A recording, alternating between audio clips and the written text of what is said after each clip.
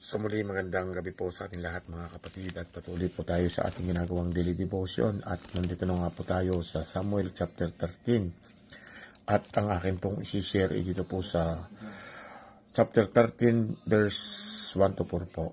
At ang sinasabi nga po rito sa talatang ito, ang pakikitigma laban sa mga Pilisteo.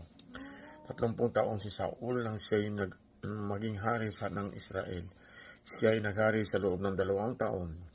Pumili si Saul ang 3,000 tauhan. Ang 2,000 ay sinama niya sa Mikmas at sa kaburulan ng Bethel. Ang 1,000 naman ay pinasama niya kay Jonathan sa Gebia, sa Sakop ng Benjamin. Ang iba ay pinauwi niya sa kanilang tolda. Nasakop na ni Jonathan ang kampo ng Pilisteo at sa Gebia.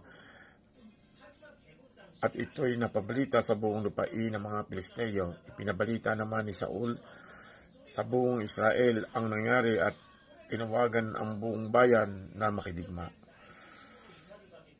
Nang marinig ng mga Israelita na nasakop na ni Saul ang isang kampo ng mga Pilisteo at nalaman nilang napupuot sa kanila ang mga ito, nagkaisa silang sumama kay Saul sa Gilgal upang makipaglaban. Purihin po ang Panginoon sa pagkabasa ng banal na salita. God bless everyone. Magandang gabi po sa ating lahat, at muli po tayo mag-share sa ating daily devotion dito po sa 1 Samuel chapter 13 verse 5 to 7. At ang Pilisteo ay nagpupulong upang lumaban sa Israel. 30,000 karo at 6,000 tangangabayo. At ang bayan na gaya ng buhangin na nasa baybayin ng dagat, sa karamihan ay sila'y umahon at humantong sa Michmas, sa dakong silangan ng Betaben. Na makita ng mga lalaki ng Israel na sila'y nasa kagipitan, sapagat ang bayan ay napipigati.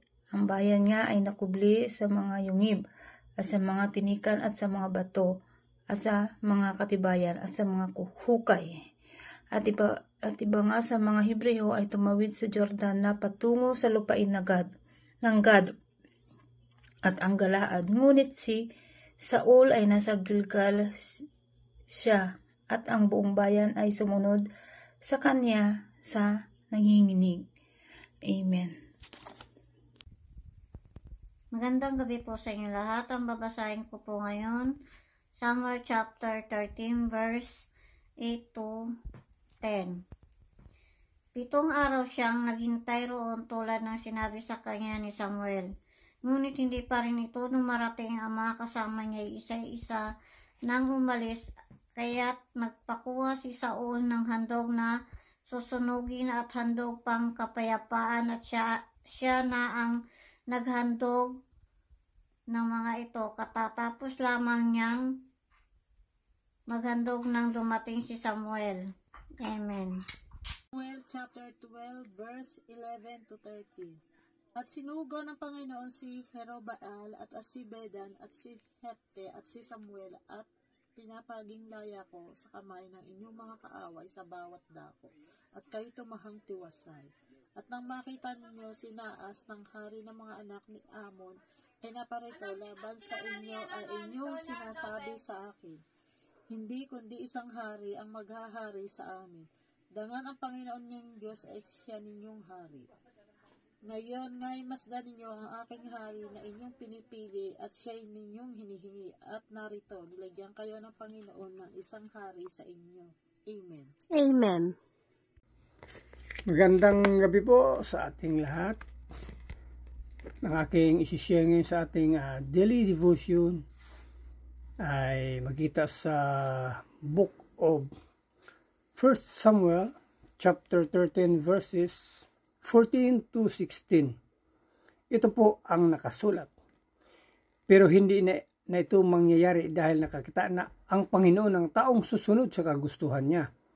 At ginawa na niyang pinuno para sa kanyang mga mamamayan dahil hindi ka sumunod sa utos ng Panginoon.